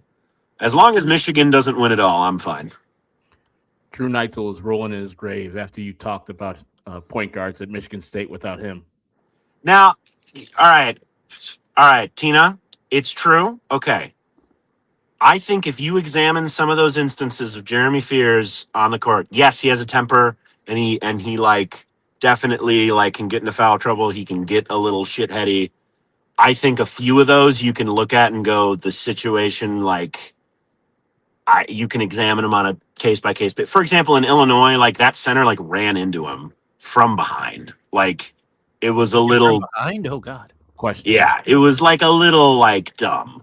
No, but he put his foot out. That man's a dirty player. But he didn't know he was behind him. Come on. You said he's a smart point guard. He doesn't know who's He's behind smart, him? but he doesn't have literal eyes in the back of his head. That's I how he think kicks everybody in the nuts. he is a little immature, but he can run a floor, man. And especially when the shot clock gets down, like his ability to dribble drive, like just turn on a dime and drive to the basket and draw fouls. I think if he's drawing a lot of fouls in this tournament, you know, you're going to see Michigan State advance, getting their key guys into foul trouble. That's how they've been able to beat, you know, the big wins that they've had. He's been able to get key guys into foul trouble. So, yeah, I don't know. I think they'll be an exciting team. Cohen Carr is always really exciting to watch. So I'm hoping to see some highlight dunks. You know, and see Jeremy Fears kick some poor North Dakota State kid in the nuts. You know, why not? Yeah, he's carrying on the proud Draymond Green tradition. I do think it's funny that I came back here and had no context and knew you guys were talking about Jeremy Fears. Because Tina asked the question. Can we talk about why Fears is a ticket? Look, man, you need a guy who people hate. You gotta have a guy who nobody likes, and you see him on the floor, you go, God damn it, you know. Well, for Like me, me usually on this that's just Tom podcast. Izzo.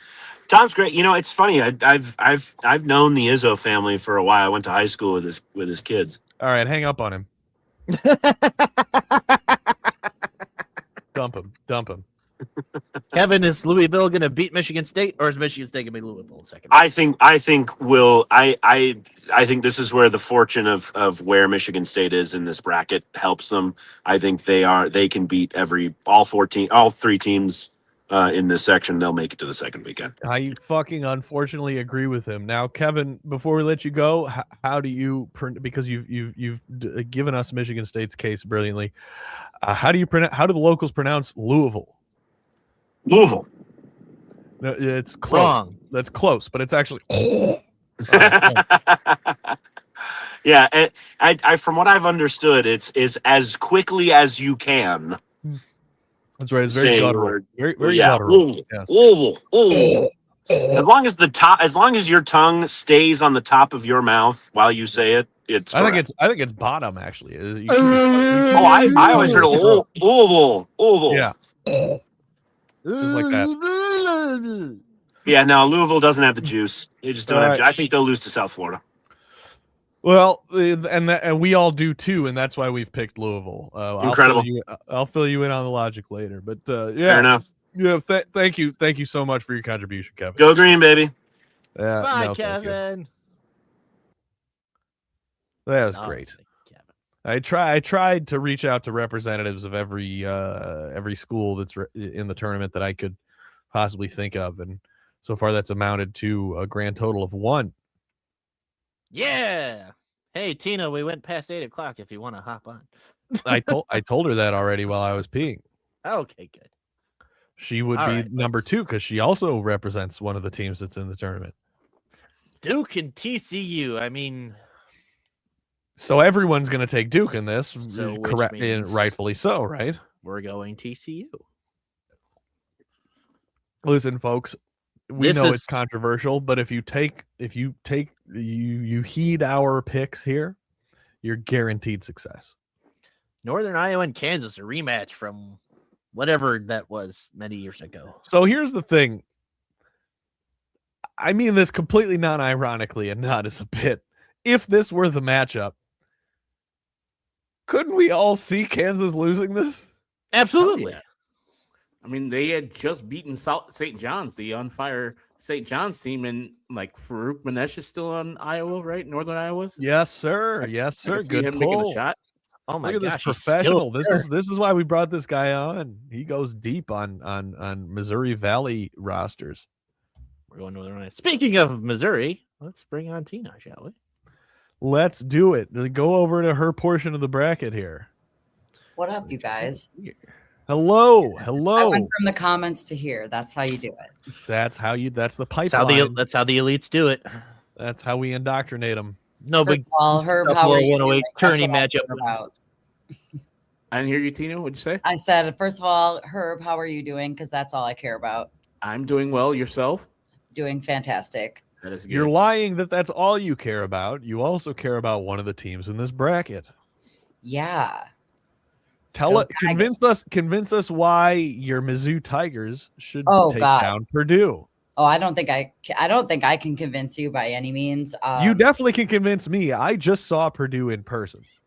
Yeah, that's fair. You can convince me. I haven't watched college basketball in several years. Purdue looked great during the tournament, but they were like shit for the second half of the season. They were like, 6-13 or something in their last however many games that is. I guess 19, whatever math. Yeah. So Tina, I didn't watch a ton of SEC basketball. I did try to watch your Tigers a bit here and there, but Purdue's weakness has been its defense. What Yeah. can Mizzou exploit that, or what kind of style of basketball can we expect?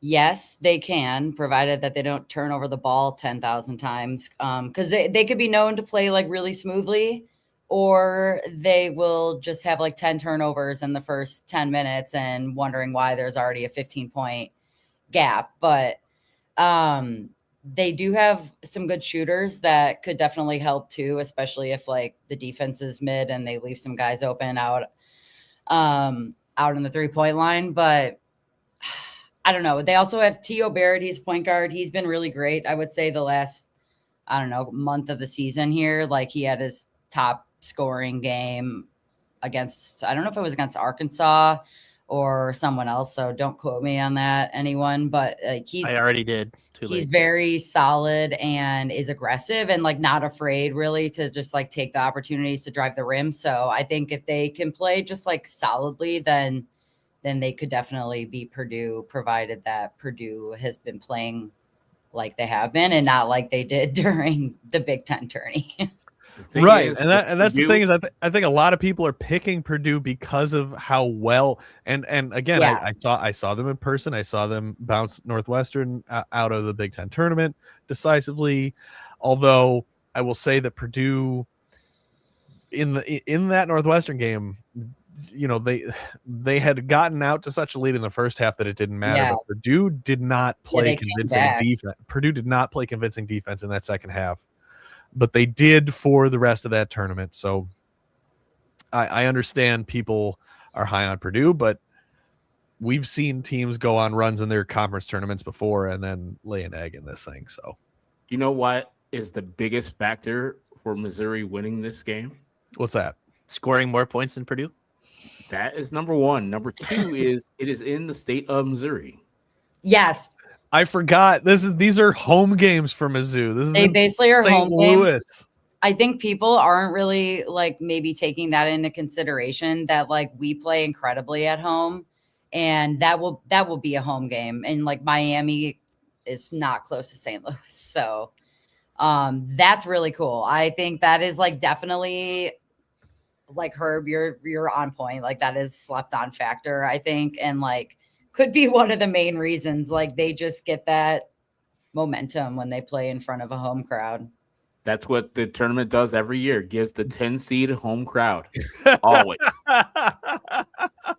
Hey, you know what? We've been a 9 seed like fucking every other year recently, and if we make it past, we immediately get bounced by the 1 seed. So it's like, I'll take the 10 at this point. Now you can maybe get bounced by a 2 seed. Well, and the big one that we'll get to is if Houston makes it to the second week, the rest of their games are fucking home games. Yeah, that's crazy. That's why I have in most of my brackets I have Houston Final Four. But okay, so you know what, Sam? Let's listen to Tina. Let's take her advice. Let's take Mizzou. It's perfect. The model favors this. Beautiful. I don't know a goddamn thing about the Zags this year. So I don't care about this. Sam, pick one. They're always consistent, and NC State doesn't have the fun guy anymore. So the fun guy, DJ, whatever his last name was, from their DJ Final Burns? Four run a couple. Yeah, DJ Burns. Yeah, from their run a couple years ago that I rightfully picked. I'm just sad. It's NC State and not South Carolina because they have my favorite chant. Now, if they have Go Texas Cox and NC State play versus Gonzaga at the same time, I think they have a chance. That would 10 on 5. That would be now. That's a new tournament wrinkle that I think could add some intrigue. Sure can. Ooh, High Point in Hawaii. Couple of H's. Jesus. How the fuck did we get that match? This is the break. Tina, this is a foolproof system. You've missed a lot, but we've divided. I have a research committee that's calculated a model that is completely 100% guaranteed success. I love it. You know what? Like I think Arkansas is really good. So like I think this is a ridiculous pick, but like fuck it, it's March. You're getting it. I haven't even explained you the model, and you're understanding it. Already. I turned on the pod right when you guys were like talking about Arkansas, but I did not hear how that was going because I mean, I had to smoke. All right, flip a coin, Sam. High Point, Hawaii. It's all gravy, baby. Gotta stick with Hawaii, man. Gotta stick with Hawaii. I'm happy about that. They deserve it. Look at them. I like Right? High Point just for the fact that it has high in the name. Shit, now she's making me reconsider. No, go Hawaii. That's your gut.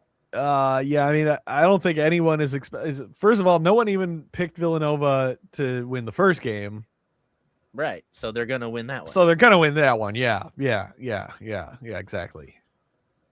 All right. Wait, All we right. didn't finish this one. Hang on. So we got UCLA and UConn, the two psychopaths.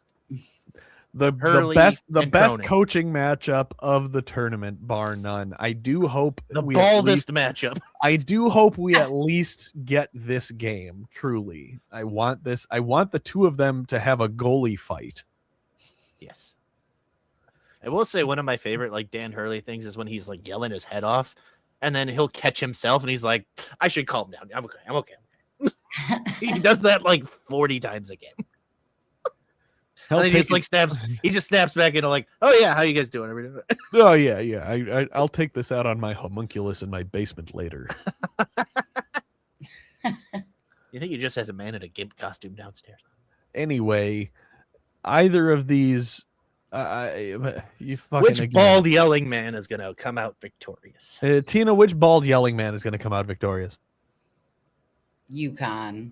I'm kind of Great. upset that you didn't pick Furman though, because I'm shocked that you didn't. Listen, the model dictates what we're doing here. Hey, I had to go rogue.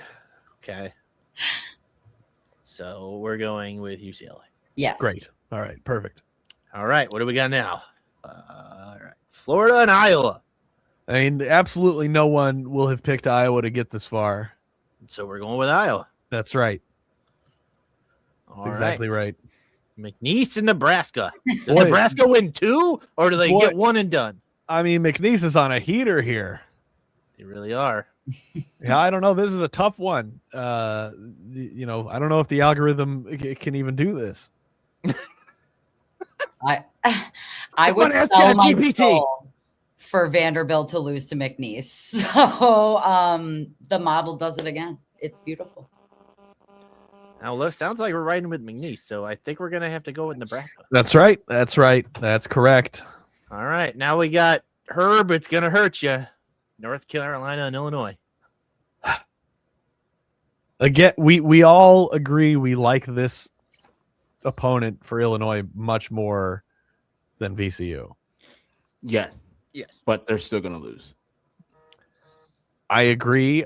Even in the brackets in which I took North Carolina, despite North Carolina not having Caleb Williams at quarterback, even in those brackets, I still took Illinois losing this game in every bracket. I'm not gonna lie to you, and a large portion of that is because of specifically the pessimism of Herb Lawrence. It's realism. So not Illinois is pessimism. going to the Sweet 16. So Yeah, so we're picking Illinois is winning this Illinois. game. A&M in Houston, right? I mean, no one will pick A&M in this game. No And one. that's why we You are. think really no one will? No one. Absolutely No one except no one. us. So the model says A&M wins that game. All right, Santa Clara, Iowa State. Santa Clara. What does the model say? I feel like the model would favor Santa Clara. Iowa State is a very good team, and I have them in the Final Four in most of the brackets I've done so far. Wow. So basically, that means you know everything and we should pick them. That means I know everything, and we should pick Santa Clara. Based on this, we're picking Santa Clara. Yeah, there we go. All right, Miami, Ohio, who we think is going to beat SMU, and Tennessee against Wright State. I want Miami of Ohio. So Right does is Herb. wrong. Herb loves Miami of Ohio. Now, Trash Herb, Herb said are they're you the best still team in the country. Herb? At this point, are you still unconvinced? Do you think? Oh yeah. Who should have gotten in over Miami, Ohio? I mean, even though I hate them, Syracuse. Auburn. Wait, hang on, Sam. Hang on. I want to clear the floor for this because this is teeing me up so nicely. Herb, go ahead. Even though I hate them, Auburn played a much tougher schedule. Ladies and than they gentlemen, did. number one Bruce Pearl fan, Herb Lawrence, stumping for a 17-16 Auburn team over an undefeated Miami, Ohio. They played versus me and you. I They don't won 0 care. quad 1 games. I don't. They played. care. They won 2. How many quad How 2 many games. undefeated teams have there been in Division I basketball?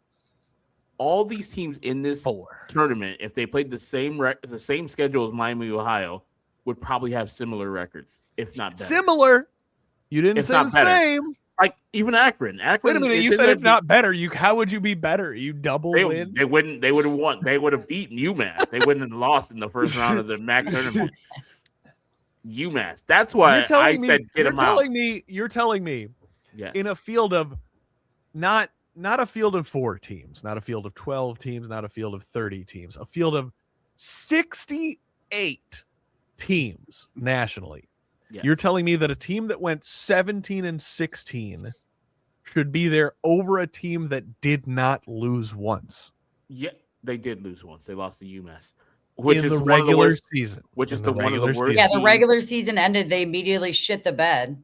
Yeah, they're like, oh, let's play. Like they played What did game, Auburn do in their conference tournament? played Tennessee and lost to Tennessee, a team that's in this tournament. Okay. I'm looking for UMass. I don't see Bennett's team here. Stoop, They didn't make it.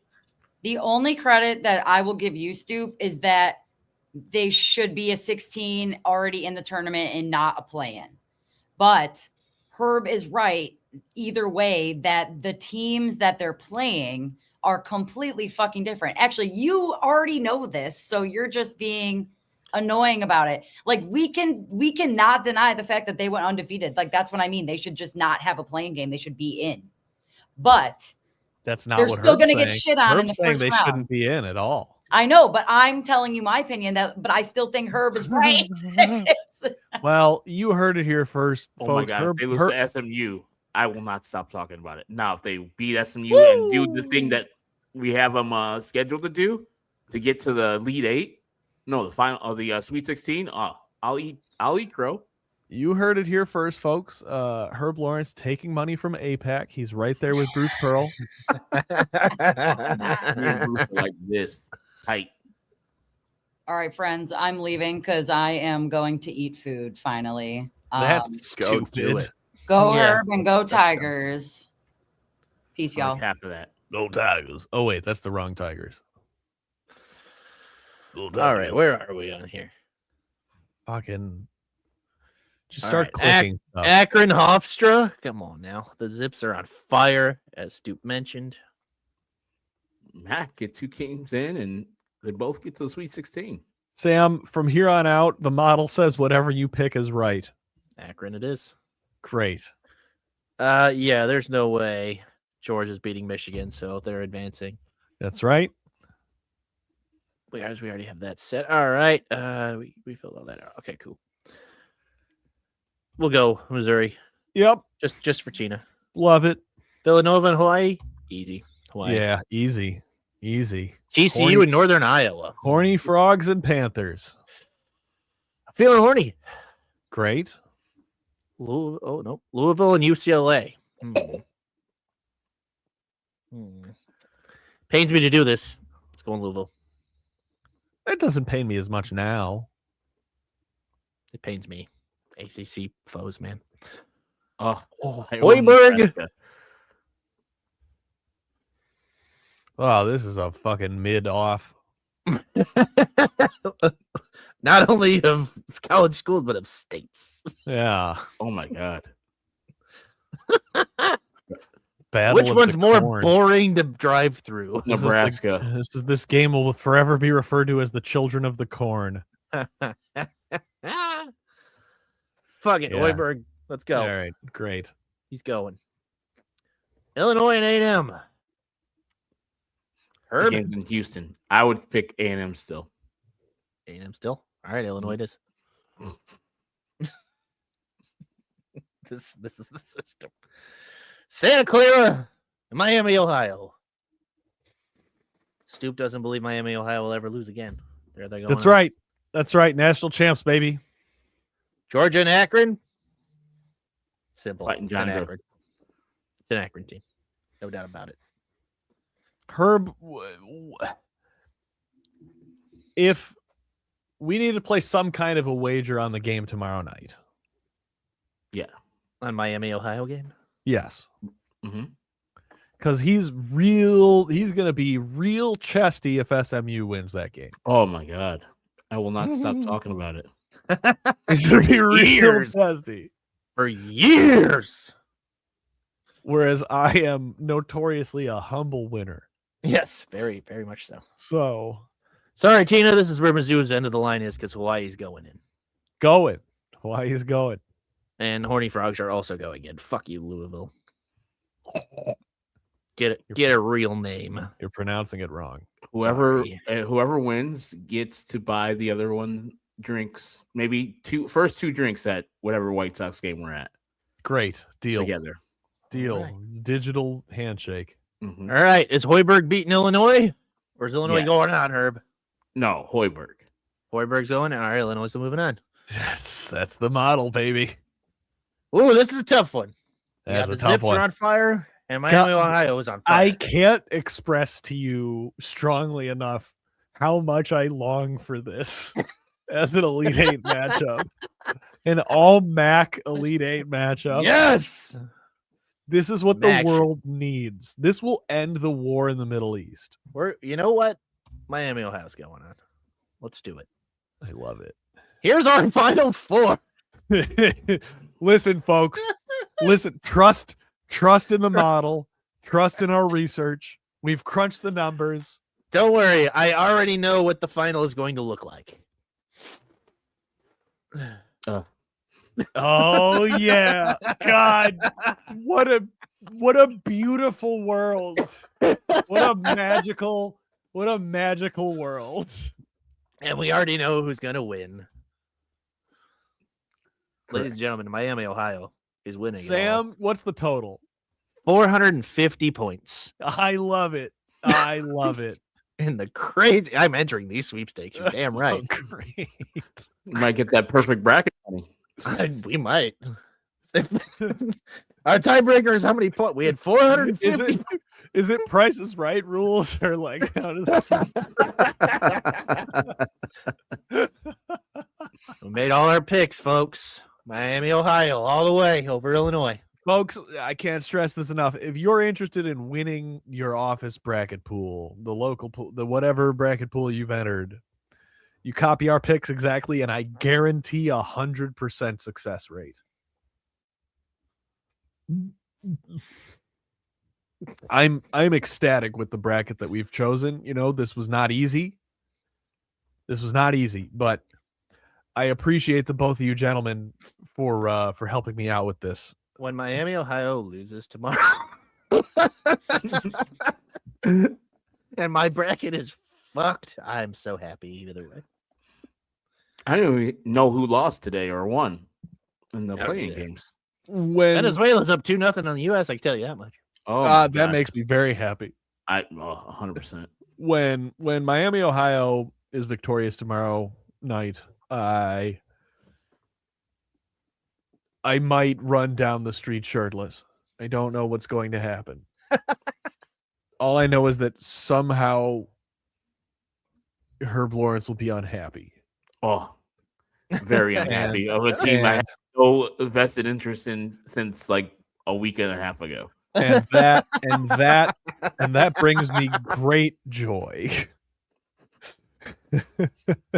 Here is the ass bracket official submission. Official, folks. You can go on the internet. Sam will post the link or something. And I love the image of like we haven't have a team because we don't know who's gonna win that game. it's fantastic. And that's the national champion. The national champion. That's my champion. To be determined is my national champion. Miami of Ohio. They will be the first team to ever win 7 games to win a championship. You know what's And- crazy though is if SMU somehow wins and still goes, our pick is still It good. wins. That's the So smartest. really, So we team. have two yeah, teams. so really, this was the economical play. This is a 2-for-1. Beautiful. No one is smarter than us. Beautiful. All right. Well, that'll do it for the third annual Stoops Fuck Fest of March Madness bracketology Power Hour. If you've made it this far, if you're still watching or listening out there, what the hell's wrong with you? Thank you very, very much to our guest, Herb Lawrence. Herb, you got anything you want to plug before you get out of here? No, I'm not doing anything anymore media wise. I'm just working. Just a regular working stiff. Well, that's beautiful. Sam, what do we have going on ass wise?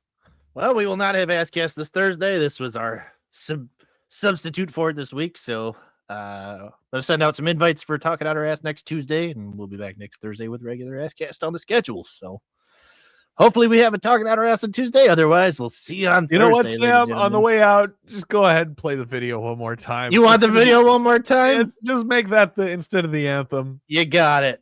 Good night, Play it. everybody. Here we go.